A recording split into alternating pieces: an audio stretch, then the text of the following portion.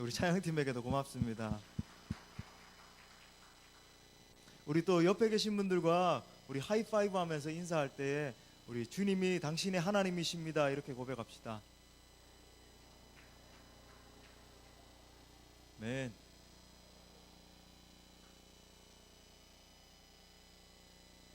네, 오늘 말씀은 요한복음 4장 46절부터 53절까지 말씀입니다.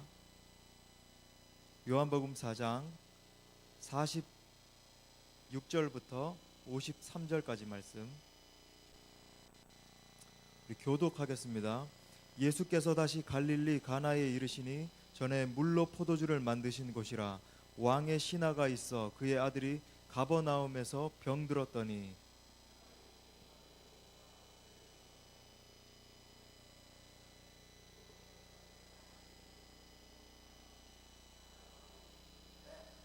예수께서 이르시되 너희는 표적과 기사를 보지 못하면 도무지 믿지 아니하리라. 예수께서 이르시되 가라 내 아들이 살아있다 하시니 그 사람이 예수께서 하신 말씀을 믿고 가더니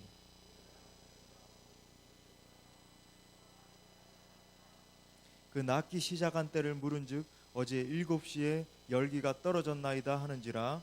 그의 아버지가 예수께서 내 아들이 살아있다 말씀하신 그때인 줄 알고 자기와 그 온 집안이 다 믿으니라. 아멘. 오늘은 믿는 자에게 역사하는 능력이라는 제목으로 말씀을 전하도록 하겠습니다. 여러분, 기도의 본질이 무엇일까? 기도는 하나님의 능력이 임하는 것입니다. 야고보서 1장 17절 말씀에서 온갖 좋은 은사와 온전한 선물이 다 위로부터 빛들의 아버지께로부터 내려온다 라고 말합니다. 여러분, 우리가 기도할 때에 위로부터 온갖 좋은 은사와 온전한 선물이 임하는 것입니다. 여러분, 우리가 착각하지 말아야 할 사실이 있어요. 기도는 우리가 기도할 때 어떤 인간적인 능력이 개발된다든지 우리 인간적인 내재적인 어떤 능력이 솟구쳐 올라온다든지 이런 것이 아니라는 겁니다. 하나님의 능력이 위로부터 우리 가운데 내려오는 겁니다. 우리가 기도하면 하나님의 능력이 임하는 거예요. 여러분, 동시에 하나님의 능력이 임해야만 온전하게 우리가 기도를 드릴 수 있습니다. 여러분, 기도에 사로잡힌다라고 하는 표현을 들어봤죠?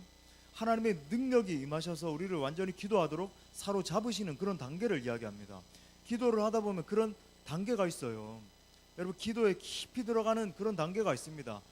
주님께 완전히 사로잡히는 그런 단계죠. 여러분, 사도행전 3장 6절부터 8절에 보면 이렇게 말합니다.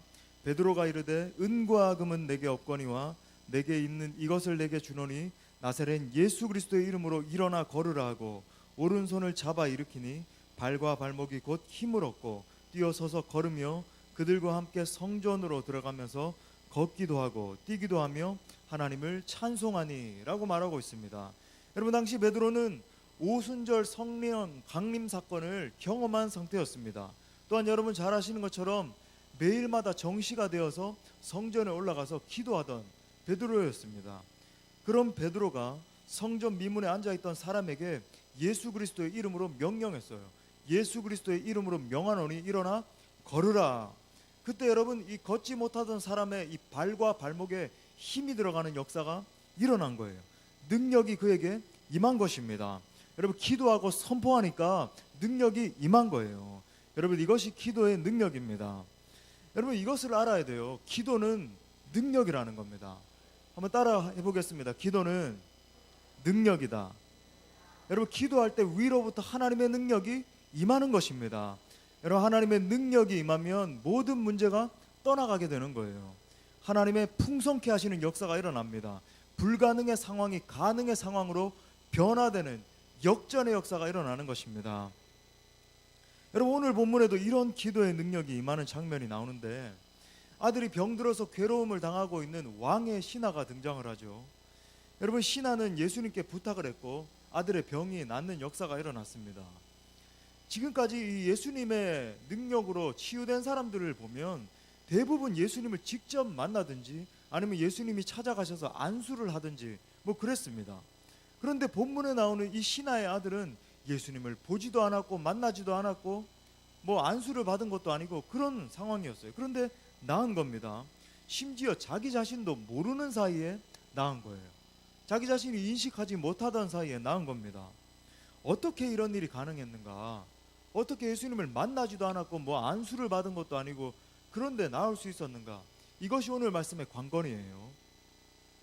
물론 이 본문의 신하도 인간적인 생각을 하지 않은 것은 아닙니다.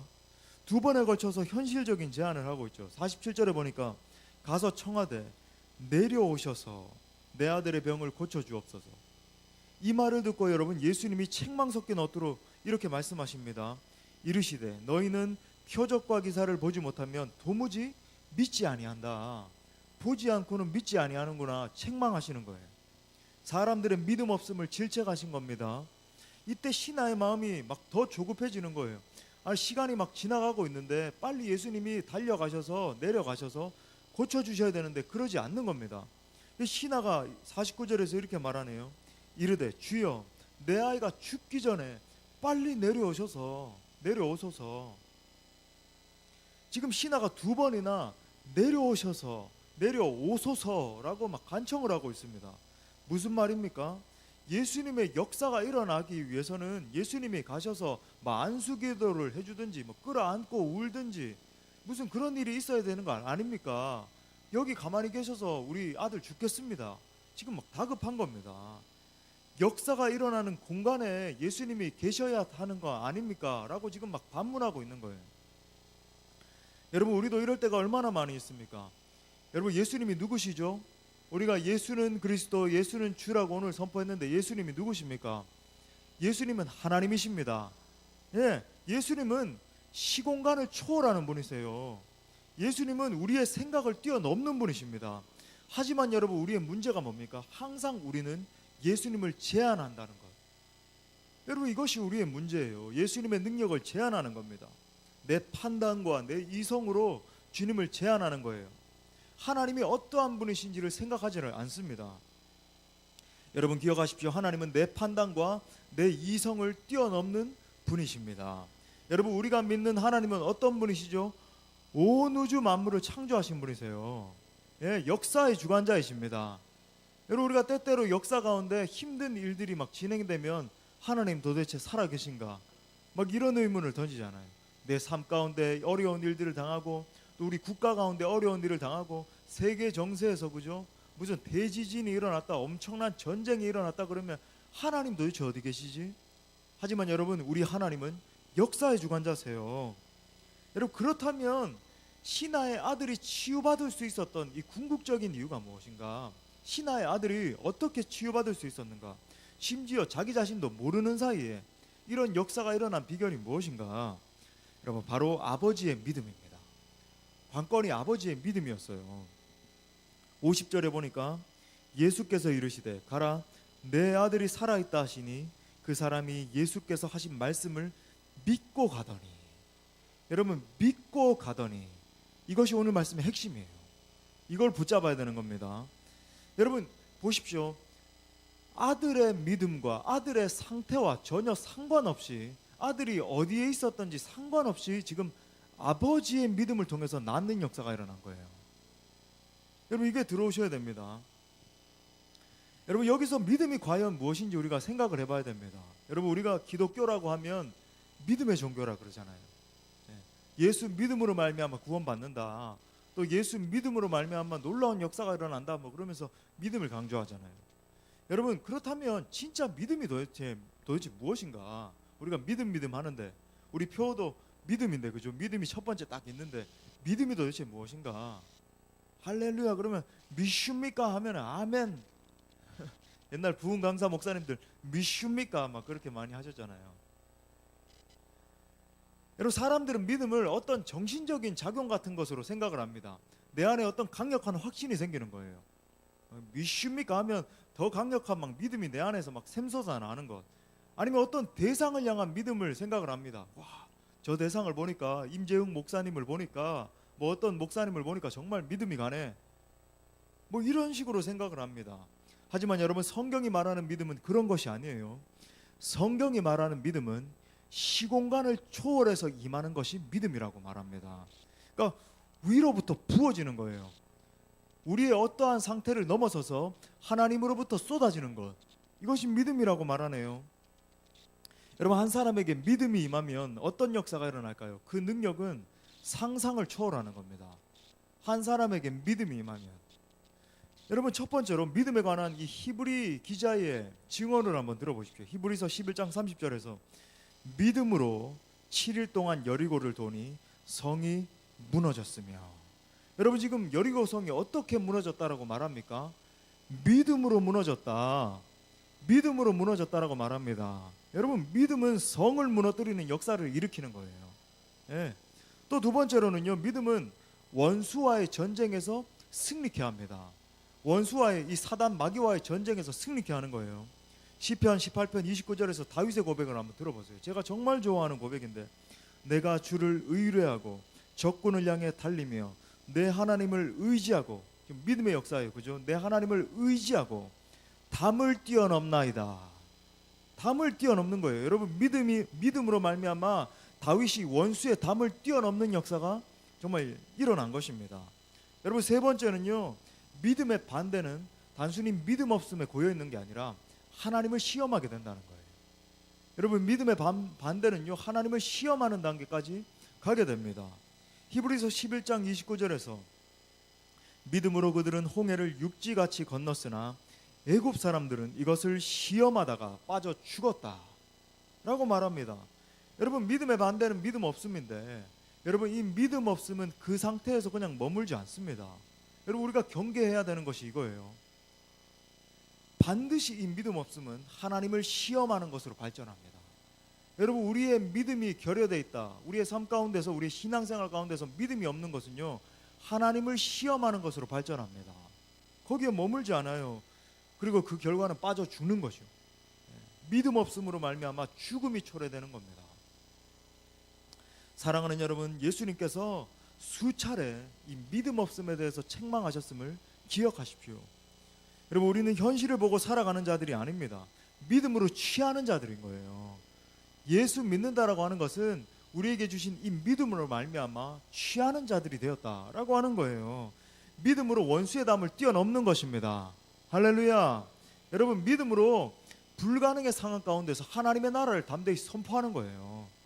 그 누구도 소망이 보이지 않는다라고 할 때에 나는 믿음으로 말미암아 하나님 나라를 바라보고 선포하는 겁니다. 여러분, 오늘 말씀을 통해서 이 믿음의 원리에 대해서 심도 있게 다루면서 은혜를 나누겠는데, 첫 번째로 이 믿음의 원리 한번 따라합시다. 주님의 말씀을 들어야 한다. 오늘 4장 50절 말씀을 보니까 이렇게 말합니다. 예수께서 이르시되 가라, 내 아들이 살아있다 하시니 그 사람이 예수께서 하신 말씀을 믿고 가더니. 여러분, 신하가 예수님을 만나러 올 때는 믿음이 있는 상태가 아니었다라고 하는 것을 여러분 주목할 필요가 있습니다. 여기서 우리가 소망이 생기잖아요. 우리가 금요 성령 집회에 이렇게 나올 때는 믿음의 상태로 나온 게 아니에요. 근데 찬양을 하는 가운데 마음 문이 활짝 열리고 하늘 보좌를 바라보게 되고, 그죠? 말씀을 듣는 가운데 믿음이 생기게 되고, 기도하는 가운데 기적의 역사가 일어나는데, 여러분, 그죠? 예수님에 대한 소문을 듣고 온 거예요. 아, 예수라고 하는 랍비가 있는데 병자를 고쳐준대, 기적을 일으킨대, 한번 가봐. 그러면 너의 아들도 소망이 있을 수 있어. 뭐 이런 소문을 듣고 온 것입니다. 그러니까 신하의 지금 마음은요, 그저 원하고 바라는 것이었어요. 바람이었습니다. 근데 이런 바람이 어느 순간에 결정적으로 믿음으로 바뀌는 역사가 일어난 거예요. 근데 어떻게 이 단순한 바람이 믿음으로 바뀌었는가? 바로 주님의 말씀을 들었기 때문입니다. 그러니까 예수께서 이르시되 가라, 내 아들이 살아있다 하시니, 이 음성을 들은 거예요. 예수님의 말씀을 들은 겁니다. 사랑하는 여러분, 그러므로 믿음은 들음에서 난다라고 하는 이 말씀은요, 과연 진리입니다. 여러분, 믿음은 들음에서 나는 거예요. 예수님의 말씀을 들어야 믿음이 생기는 겁니다. 말씀을 안 들으면 믿음이 안 생기는 거예요.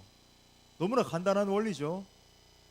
예, 그 믿음이 능력이 되는 거예요. 주님의 말씀을 들을 때에 내 속에서부터 믿음이 막 역사하기 시작하는 겁니다. 여러분, 영적인 대결 구도를 여러분 인식을 하셔야 됩니다. 세상의 메시지가 있어요. 그리고 우리 주님의 메시지가 있습니다. 세상의 메시지가 있고 우리 주님의 메시지가 있어요. 여러분, 이 세상의 메시지는요, 믿음을 약화시킵니다. 여러분, 이 세상의 메시지에만 귀를 기울이면 이 세상의 원리대로 살아가는데 아주 적합한 사람이 돼요. 아주 현실에 밟게 됩니다.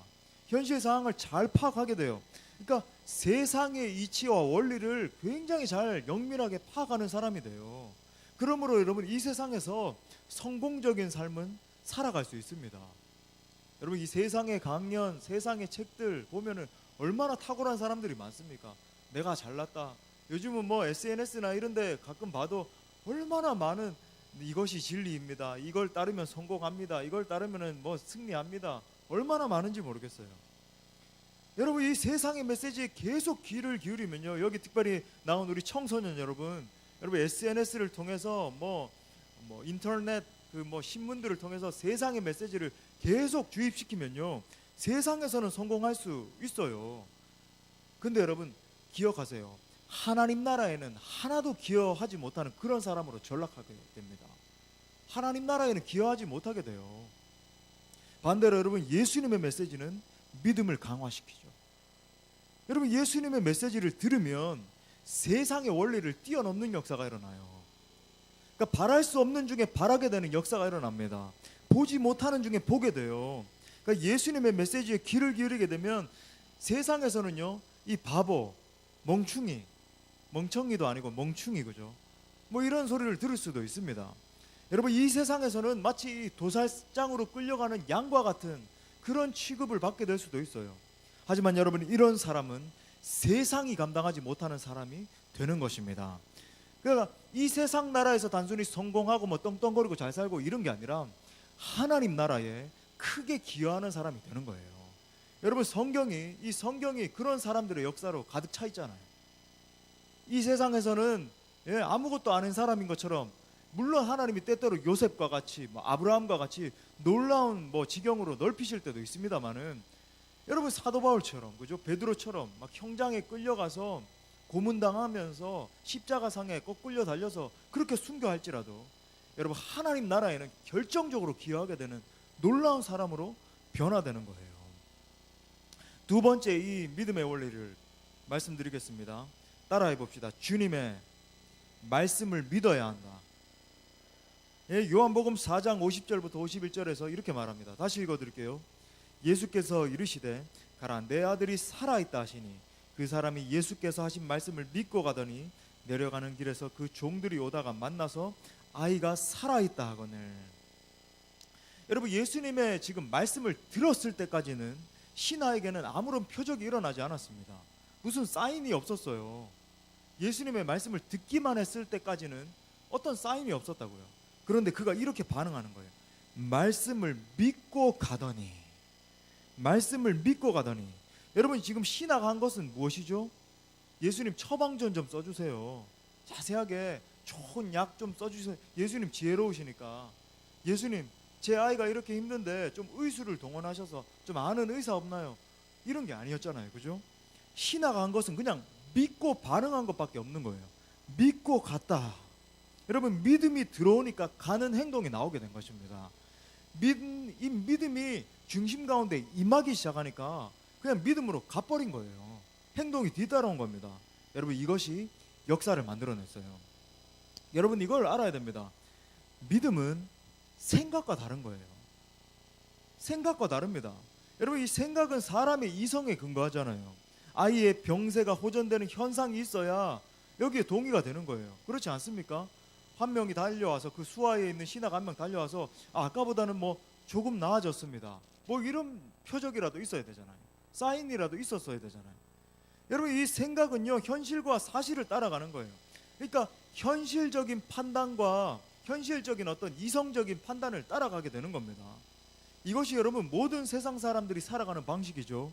그렇다면 이 믿음의 방식은 어떤가? 여러분, 믿음은 현실이 아니라 주님의 음성에 근거하는 것입니다. 그러니까 아이가 여전히 낫지 않았는데도 주님이 하실 것을 믿고 가버리는 거예요. 아이가 여전히 낫지 않았는데도 불구하고 무슨 표적이 보이지 않는다 할지라도, 이 눈에 아무 증거 안이 보인다 할지라도 그냥 주님의 말씀을 믿고 가버리는 겁니다. 여러분, 포도주가 만들어진 방법이 무엇이었죠? 여러분, 일반적으로 포도는 발효가 되어야, 포도주는 발효가 되어야 만들어집니다. 그렇지 않습니까? 하지만 여러분, 주님의 말씀을 믿으면 물이 포도주로 변화되는 역사가 일어나는 거예요. 여러분, 이것이 믿음의 원리입니다. 세상 사람들이 살아가는 원리와 전혀 다르죠. 믿음의 원리인 거예요. 여러분, 오늘날 예수님을 믿는다라고 말하는 사람들도 자기 자신의 생각의 방식에 따라, 내 이성의 판단에 따라, 내가 얼마나 공부를 많이 했는데, 내가 서울대 연고대를 나왔는데, 내가 하버드를 나왔는데, 내 이성이 얼마나 탁월한데, 뭐 이러면서 자기 이성 믿고. 여러분, 한번 집에 가셔서 요 둘레를 한번, 오늘 집 가셔서 한번 재보십시오. 수박보다 내 머리가 큰지. 여러분, 이 수박보다 더 작은 내 머리를 믿고 살아가는 거예요. 늘 이렇게 얘기해요. 상식적으로 이게 말이 되는 이야기냐. 반문하고 싶습니다. 상식적으로 그 말을 하는 당신의 상식은 도대체 이성적으로 판단해 볼 때 불가능한 이야기야. 주님의 일을 할 때도 마찬가지예요. 이런 분들을 보는 겁니다. 이거 따져야 되고 저거 따져야 되고, 이걸 따져야 반드시 이런 일이 일어나게 되고. 단언하는 것은, 여러분, 이것은 믿음의 사람의 방식이 아닌 거예요. 세상의 방식과 똑같은 겁니다. 여러분, 반대로 믿음의 사람은 어떻게 반응합니까? 믿음의 사람은 현실이 아니라 주님이 어떻게 말씀하시는가, 우리 주님이 내게 어떻게 말씀하시는가, 거기에 귀를 기울이는 거예요. 주님의 비전이 어디에 있는가, 그러니까 내 판단이 아니라 주님의 비전에서, 하나님 나라의 그 큰 그림에서 어떤 편이 더 나은 것인가, 하나님 나라의 비전을 바라보는 거예요. 주님의 영광을 위해서 어떤 것을 선택해야 되는가, 이것이 판단 기준이 되는 겁니다. 여러분, 믿음의 사람은 믿음으로 환상을 보는 자입니다. 여러분, 제가 사역했던 단체 국제 YM의 총재가 로렌 커닝햄이었습니다. 물론 지금은 바뀌었습니다만은 한참 동안, 그죠, 창시자가 이 로렌 커닝햄이었잖아요. 한국 예수전도단. 저도 이 로렌 커닝햄, 지금은 할아버지 목사님인데 몇 차례 이렇게 사역을 하면서 만났습니다만, 이 처음부터 로렌 커닝햄이 창시한 이 예수전도단이 세계적인 단체가 된 게 아니에요. 근데 이 청년 시절에 환상을 본 겁니다. 어떤 환상을 봤냐면, 어느 날 이 환상 가운데서 세계 지도가 이렇게 눈앞에 펼쳐지게 되었습니다. 그런데 갑자기 세계 지도에서 바다, 뭐 태평양, 대서양, 뭐 이런 인도양 여러 지역들에서 바다가 막 일렁이기 시작하더니 이 바다 물결이 지도, 이 육지 쪽으로 막 덮쳐서 이렇게 들어가기 시작하는 거예요. 그런데 그 장면을 자세히 보니까 거기에 전 세계 열방에서 일어난 수많은 젊은이들이 그 지도 위로 막 올라가는 그런 장면을 보게 된 겁니다. 그러니까 책 제목처럼 지도 위로 행군하는 역사가 막 일어난 거예요. 수많은 젊은이들이 그 지도 위로 막 올라가는 장면을 보게 된 겁니다. 그 환상을 보게 되고는요, 기도하기 시작했어요. 하나님, 도대체 이 환상이 무엇입니까? 제게 말씀하시고자 하는 것이 무엇입니까? 물론 처음에는요, 이 선교단체를 시작하기 전에는 마음속에 두려운 마음도 들었을 거예요. 실제 그렇게 고백을 하더라고요. 하지만 믿음으로 발을 디디기 시작한 거예요. 로렌 커닝햄이 선포하면서 이 사역을 시작했습니다. 지금 여러분 50년이 지난 지금 어떤 역사가 일어난지 아십니까? 전 세계에서 가장 큰 선교단체가 되어서 165개국에 수많은 선교사들을 파송하는 단체가 되었어요. 여러분 잘 아는 것처럼 제가 사역할 당시에 저 강남 성전에서는요, 매주 화요일마다 화요 모임을 했는데 약 5,000명에서 6,000명이 되는 수많은 젊은이들이 몰려와서 막 하나님을 예배했습니다. 지금 한국에만도 600명이 넘는 풀타임 스텝이 사역을 하고 있어요. 여러분, 이것이 믿음의 방식인 거예요. 믿음의 사람의 방식인 것입니다. 할렐루야. 믿음의 눈을 뜰 수 있길 바랍니다. 내 생각, 내 판단이 아니라 모든 것을 뛰어넘으시는 주님을 볼 수 있기를 간절히 바랍니다. 여러분, 세 번째 믿음의 원리는 또 따라해 보겠습니다. 주님의 능력은 사람의 의식을 초월한다. 또 4장 53절 말씀해 보니까 이렇게 말합니다. 그의 아버지가 예수께서 내 아들이 살아있다 하신 말씀하신 그때인 줄 알고 자기와 그 온 집안이 다 믿으니라. 여러분, 여기서 또 한 가지 알 수 있는 믿음의 원리는 신하가 믿음을 가졌을 때 아들이 낳았다는 겁니다. 여러분, 무엇을 의미합니까? 여러분, 믿음은 본인이 가지는 어떤 간절한 마음이 아니라고 하는 거예요. 여러분 본문을 보십시오. 아들은 전혀 그런 기대를 품지 않았습니다. 내가 오늘 밤에 정말 병이 나을 것이다, 이런 기대를 가지지 않은 거예요. 아들은 지금 무슨 일이 일어나고 있는지 전혀 알지 못하는 상황이었습니다. 한번 상상해 볼 수 있겠죠. 죽음의 문턱에서 그저 신음하고 있는 거예요. 아무 소망도 없이 그 병상에 누워가지고 나는 언제 죽는가, 나는 이제 생명이 다 했구나, 어쩌면 유언장을 써놨을 수도 있습니다. 그런 절망적인 상황이었어요. 그런데 어떻게 기적이 일어났습니까? 아버지의 믿음을 통해서 기적이 일어난 것입니다. 여러분 기억하세요. 아버지의 믿음을 통해. 사랑하는 여러분, 믿음의 능력은 사람의 의식을 초월한 능력입니다. 여러분 믿음의 능력은 사람의 의식과 상관이 없는 거예요. 여러분 사람이 의식하는 것과 전혀 상관없는 겁니다. 사람의 감각을 초월하는 것이 믿음의 능력인 거예요. 저는 여기 앉아있는 여러분이 이 능력을 경험할 수 있기를 바랍니다. 저는요 정말 이 같은 이 초감각적인 능력을 어릴 때부터 체험적으로 알고 있습니다. 저희 어머니께서 이렇게 목회를 하시면서 기도 사역을 하시는데, 저는 어릴 때부터 수많은 이 환자들을 만나보고 그 환자들이 기도 가운데 치유되는 놀라운 역사들을 많이 봤습니다.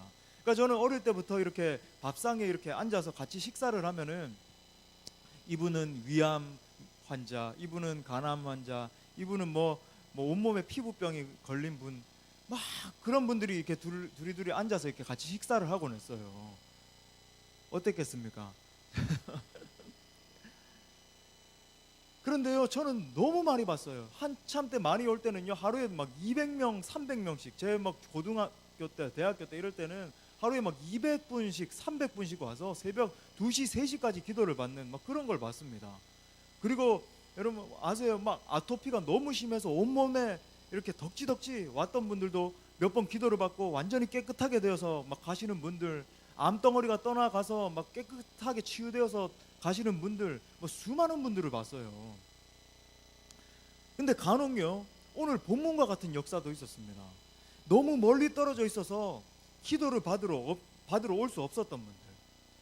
그러니까 얘가 생각이 나더라고요. 저 시카고에 있는 어떤 여집사님인데 이 간암이 오게 된 겁니다. 그래서 기도를 받으러 오실 수 없었어요. 막 너무 급하기도 하고 또 나왔다가 들어갔다가 그럴 수가 없었던 겁니다.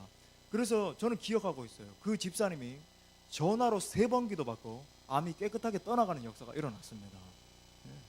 여러분 오늘 본문과 같은 역사가 일어난 거예요. 여러분 믿음의 세계는 우리의 상상을 뛰어넘는 것입니다. 초감각적인 영역에서 일어나는 거예요. 여러분 기억하세요. 내 안에 어떤 확신을 가지는 것, 내가 막 믿어야지 믿습니까? 아멘. 좀 생기는 것 같은가? 뭐 또 내일이 되면 좀 믿음이 떨어진 것 같은데, 오늘이 되니까 조금 더 확신이 생긴 것 같은데, 여러분 이게 믿음이 아니에요. 이 믿음의 역사는 위로부터 부어지기 때문에 우리가 인식하는 어떤 감각적인 영역을 뛰어넘어서 그냥 믿어져 버리는 거예요. 예, 믿어져 버리는 겁니다. 예수님의 말씀이 믿어져 버리는 것. 오늘 이렇게 설교하니까 좀 기도원에 온 것 같죠? 근데 그런 거예요 실제로. 여러분 믿으십니까? 여러분 하나님이 역사하시면 불가능한 것이 없는 거예요. 여러분 이게 믿어져야 돼요. 여러분 여기에 있는 청년 여러분 근심 걱정 많다는 거 알고 있습니다. 여러분 근데 이 세상 인터넷에서 사람들이 댓글 달고, 여러분 댓글들이 얼마나 부정적인지 모르겠어요. 너무 안타까워요. 이 청년들의 메시지를 볼 때 참 눈물이 나고, 저도 아침마다 기도합니다마는, 근데 여러분 그 메시지에 귀를 기울이면 여러분 현실에 매몰됩니다. 믿음의 사람으로 설 수가 없어요. 여러분 그 메시지에 귀를 기울이는 것에서 오늘 가시자마자 중단하십시오. 중단하시기로 결정해야 돼요. 여러분 말씀이 어떻게 말씀하는가, 거기에 귀를 기울여야 되는 겁니다. 하나님의 말씀이 어떻게 말씀하시는가, 하나님이 내 미래에 대해서 나를 향해서 어떻게 말씀하시는가. 제가 말씀드렸죠. 주님은 너를 바라보면서 존귀하다, 내가 너를 특별하게 조성했다, 내가 너를 향한 놀라운 계획을 가지고 있어. 주님 그렇게 말씀하시는데 이 세상은 어때요? 왜 태어났니? 얼굴도 막 공부도 얼마나, 그죠? 여러분 사실 내가 얼마나 똑똑한지에 따라서 쓰임 받는 게 아니에요. 하나님 나라에는 내가 얼마나 뭐 준비되어 있는지, 물론 열심히 준비하는 건 중요합니다. 저도 열심히 준비했고 열심히 공부했습니다마는, 근데 여러분, 우리 각자가 가진 재능이 있잖아요. 뭐 어떤 절대적인 기준을 세워놓고 이것에만 통과돼야지만 세상에 합당한 자야. 여러분, 이거 잘못된 거예요. 여러분, 세상은요, 어떤 인맥을 가지고 있느냐에 따라서 성공 가부를 판단을 해버립니다. 여러분, 내가 돈이 얼마나 많으냐, 거기에 따라서 하나님 나라에 쓰임받기에 합당하게 되는 게 아니에요. 믿음이 관건인 줄 믿습니다. 여러분, 믿음의 분량만큼 쓰임받는 거예요. 그래서 믿음의 분량이 커져야 됩니다. 우리 주님 말씀하시죠. 내 믿음대로 될지어다. 여러분, 다른 말로 하면 무슨 말씀인지 아십니까? 내 믿음의 분량대로 될지어다. 그러니까 여러분, 믿음의 분량을 키워야 되는 거예요. 여러분, 이 젊은이 때부터 다른 것 할 게 아니라 믿음의 분량을 키워야 돼요. 또 집에 가가지고 공부도 안 하고 막 내 믿음의 분량을 키워야지, 이게 아니에요. 항상 이 말씀을 왜곡하면 안 됩니다. 최선을 다하되 이렇게 기도하는 거예요. 하나님, 내 인생에 하나님의 플러스 알파가 임할 줄 믿습니다. 하나님, 나는 최선을 다하지만 하나님이 내 삶을 이끌어갈 줄 믿습니다. 기도하는 거예요. 네. 여러분, 이게 준비한 건 아닌데, 여러분, 하나님의 플러스 알파가 임할 때 어떻게 되는지 아세요? 저는 미국에서 그냥 홀로 열심히 공부하던 사람이잖아요. 네. 머리 싸매고 열심히 막 박사학위 공부하고 막 그러고 있었잖아요. 근데 여러분, 하나님의 플러스 알파가 임하니까 하나님의 때에 제가 이 수원 땅에 그냥 나와버린 거예요. 제가 계획하지 않았는데 여러분의 기도 때문에 한마디 상의도 없었는데, 이거 참. 믿음대로 될지어다. 믿음의 크기대로 될지어다. 주님 말씀하시는 겁니다. 사랑하는 성도 여러분, 믿음의 분량이 커질 수 있기를 바랍니다. 여러분, 내 이성, 내 판단, 내 계획이 아니라 하나님의 음성을 들어야 되는 거예요. 하나님이 내게 어떻게 말씀하시는가. 여러분, 그래서 오늘 이 밤에도 기도하셔야 돼요. 주님, 내게 믿음을 주시옵소서. 주여, 믿음 없는 나를 불쌍히 여겨 주시옵소서. 오늘 밤에도 그렇게 기도할 때에 우리 가운데 큰 믿음의 역사가 일어날 줄 믿습니다.